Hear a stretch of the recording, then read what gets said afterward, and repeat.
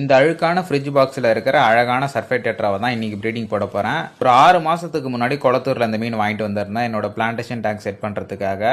But அந்த tank நான் இன்னும் செட் பண்ணாதனால மேலே எடுத்து போய் ஃப்ரிட்ஜ் பாக்ஸில் விட்டுருந்தேன். இப்போ பார்க்கும்போது கலரேஷன் சைஸ்லாம் ரொம்ப அழகாக வளர்ந்துருக்காங்க. இப்போ அந்த சர்ஃபே டெட்ராவில் மேல் அண்ட் ஃபீமேல் எப்படி கண்டுபிடிக்கிறதுன்னு சொல்கிறேன். சைஸ் சின்னதாக கலரேஷன் அதிகமாக இருக்கிறது மேல். இந்த வீடியோவில் மார்க் பண்ணியிருக்கேன் பாருங்கள், அது மேல். சைஸ் பெருசாக கலரேஷன் கம்மியாக இருக்கிறது ஃபீமேல். ரெண்டுத்தையும் சைட் பை சைடு வச்சுருக்கேன். இதில் உங்களுக்கு தெளிவாக டிஃப்ரென்ஸ் தெரியும். மொத்தமாக அந்த ஃப்ரிட்ஜ் பாக்ஸில் 6 மீன் தான் இருந்துச்சு. அதில் 4 ஃபீமேல் 2 மேல் இருக்கு. பொதுவாக இந்த மாதிரி எக்ஸ் வைக்கிற மீன்களுக்குலாம் மேல் அதிகமாக போடணும். பட் இந்த வாட்டி மேல் என்கிட்ட இல்லாதனால இதை வச்சு ட்ரை பண்ணலான்னு, ஸோ அதுக்காக 40 லிட்டர் தண்ணி பிடிக்கிற மாதிரி ஒரு டப்பை எடுத்துக்கிட்டேன். அண்ட் இந்த டப்பில் இருக்கிற வாட்டர் ஒரு 1 வீக் கண்டிஷன் பண்ண வாட்டர். பார்த்தாலே உங்களுக்கு தெளிவாக தெரியும். டப்போட பாட்டமுக்கு நான் எந்த பிளான்ஸுமே போடல. பொதுவாக இந்த மீன்கள்லாம் 1 டேலே எக்ஸ் வச்சிரும், அதனால தேவைப்படாது. அண்டு இந்த மாதிரி எக்ஸ் வைக்கிற எல்லா ஃபிஷஸ்க்குமே ப்ரீடிங் நெட் செட் பண்ணணும், இல்லைனா எக்ஸ் போட போட அவங்களே சாப்பிட்ருவாங்க. So breeding நெட்டுக்கு